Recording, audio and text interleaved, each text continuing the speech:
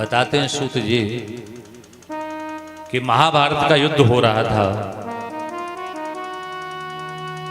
और ये महाभारत का युद्ध जो है ना पूर्व काल में इतिहास में कभी हुआ, लेकिन बड़ी गहराई से ये बात को कहेंगे और समझेंगे तो आपको समझ में आ जाएगा कि ये महाभारत का जो युद्ध है ना ये अंतर मन में हमेशा चलता रहता है। बोलो राधे राधे राधे राधे राधे राधे। इसको अंतर द्वंद कहते हैं। ये मन कैसा है कि कभी कभी अच्छे विचारों का इस पर प्रभाव पड़ता है और कभी कभी बुरे विचारों का इस पर प्रभाव पड़ता है। तो हमारे अंतःकरण में अच्छे विचार और बुरे विचारों का हमेशा युद्ध यानी द्वंद्व चलता ही रहता है। अब करें तो करें क्या महाराज? तो महाभारत की कथा हमको और आपको सजेस्ट करती है, बताती है कि देखो भाई, महाभारत के युद्ध में यदि जीतना है तो ईश्वर का आश्रय लेना ही पड़ेगा। चाहे बाह्य जगत हो चाहे अंतरीय जगत हो, दोनों ही स्थान पर ईश्वर के बिना युद्ध हम जीत नहीं सकते।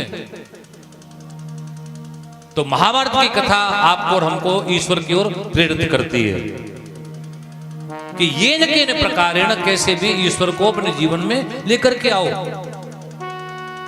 जैसे अर्जुन लेकर के आए थे, द्वारकापुरी गए, दुर्योधन भी गया, भगवान कृष्ण सोते थे।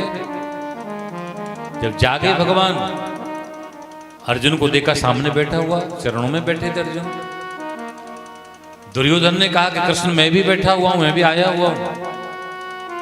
भगवान ने मुड़ के देखा और शब्दों से स्वागत किया कि ठीक है दुर्योधन, तुम्हारा भी स्वागत है। आप दोनों बताइए आप क्यों आए हो हमारे पास?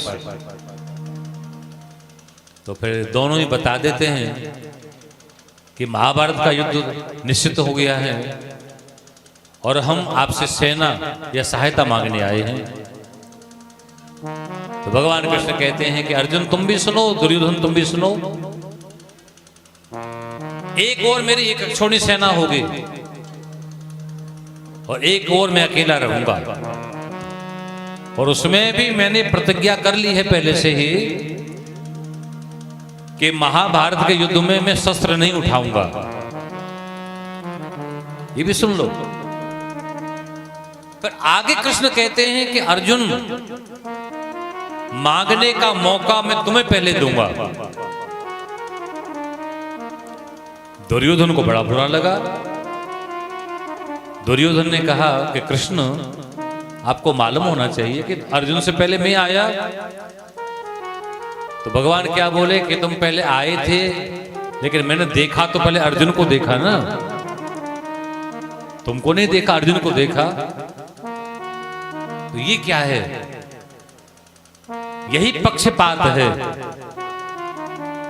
और ईश्वर भक्त का पक्षपात हमेशा करता है, ये उनका स्वभाव है। अब समझो, जिस अपराध के कारण भगवान ने बाली को मारा था, आप ध्यान देना, वही अपराध सुग्रीव ने भी किया था। जैसे सुग्रीव की पत्नी को बाली ने रखा था, ऐसे बाली के मर जाने के बाद बाली की पत्नी को सुग्रीव ने भी रखा था। हाँ, जिसे तुलसीदास जी बालकांड में कहते हैं, हाँ, फिर सुकंठ सोई कीन कुचाली। सुकंठ नाम था सुग्रीव का।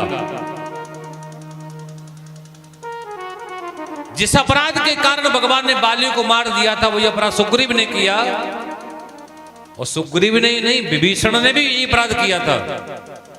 सुग्रीव ने भी ये अपराध किया था वही, और विभीषण ने भी किया था, लेकिन भगवान ने इनका पक्ष लिया। तो भगवान भी भक्तों का पक्ष लेते हैं। ईश्वर कहता है तुम दोष लगाते रहो पर मैं भक्त का पक्ष लूंगा हमेशा। तो ये बात जो भगवान बोले ना कि पहला अवसर में अर्जुन को दूंगा, ये क्या है? भक्त की ऊपर कृपा है भगवान की। यानी पहला मौका भगवान भक्त को ही देते हैं। बोले अर्जुन मांग लो। मित्र क्या मांगते हो? तो अर्जुन ने अविलंब भगवान के चरणों को पकड़ लिया और कहा कि द्वारकाधीश मुझे बस आपकी ही आवश्यकता है, नहीं चाहिए मुझे सेना, चाहे एक अक्षौणी चाहे दो अक्षौणी कितने भी सेना हो। क्योंकि मैं पहले सोच के ही आया था पहले से ही कि मैं ईश्वर प्रभु आपको ही लेने आऊंगा, आपको लेके जाऊंगा, सेना लेने में आया ही नहीं। और दुर्योधन सेना लेके चला गया बड़ा प्रसन्न होके। तब भगवान ने अर्जुन से पूछा कि मित्र इतना सुंदर मौका दिया था मैंने आपको, आपने चुनाव ठीक नहीं किया, आपने सेना को क्यों नहीं चुना?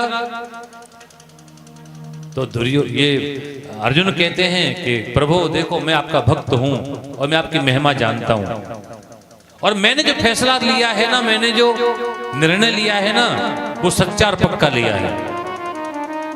प्रभु एक भक्त को जो करना चाहिए था वो काम मैंने कर दिया, अब आपको जो करना है वो आप जानो। और भक्त को क्या करना चाहिए? भक्त को परमात्मा के चरणों में समर्पण कर देना चाहिए। बोलो राधे राधे।